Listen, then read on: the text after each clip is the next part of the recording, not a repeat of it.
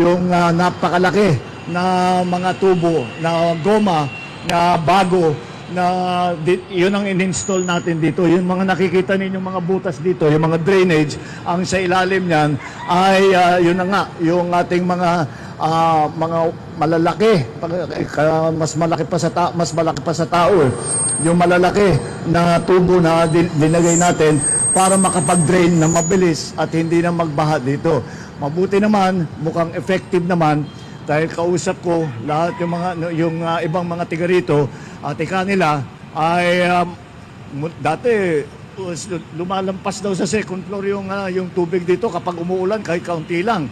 At maintindihan mo naman kung bakit. Dahil kung titignan ninyo, lahat ng palabas dito ay pataas. Lahat ng pupunta mo mula rito ay pataas. Kaya naman lahat ng tubig dito pupunta.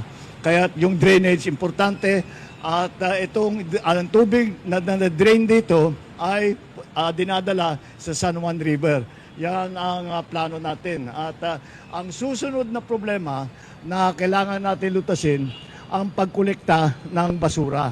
Dahil ang nangyayari dito, pagka pumapasok na yung tubig, dala yung basura, nababara na naman yung ating mga drainage. Kaya magpapatulong tayo sa local government, hihingi tayo ng tulong kay Mayor Joy at sabihin natin kung pwede ay gawa tayo ng sistema para tuloy-tuloy ang pag-declogging. Ginagawa na ng mga tiga rito, nagdi-declogging sila. Pero small scale lang. Sa dami ng basura, kailangan talaga meron tayong isang sistema para alam na natin kapag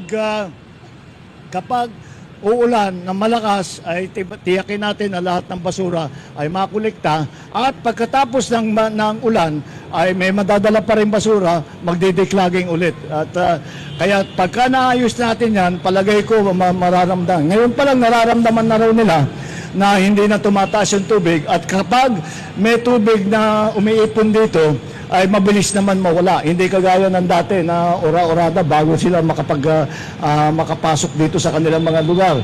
At lahat ng mga gamit nila na nasisira, lahat ng mga negosyo, nakikita niyo may mga sari-sari store dyan, may mga kung ano-ano mga maliliit na tindahan, siyempre, nasisira ang kanilang hanapbuhay, nasisira yung kanilang mga pinagbibili. Kaya napakalaking bagay na ayusin natin ito. Kaya yan ang ating ginawa.